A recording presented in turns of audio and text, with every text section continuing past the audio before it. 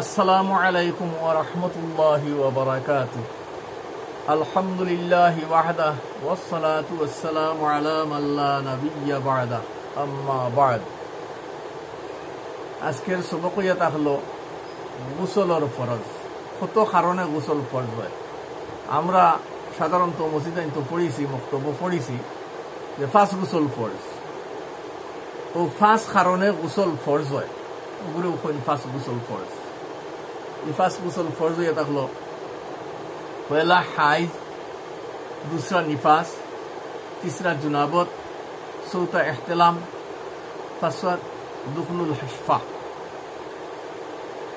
Highs या highs बंद हইলে গোসল করা ফরজ, নেফাস या নেফাস বন্ধ হইলে গোসল করা ফরজ, जुनाबत হইলে গোসল করা ফরজ, এহতলাম হইলে গোসল করা ফরজ, আর দুখুলে হাসফা হইলে গোসল করা ফরজ।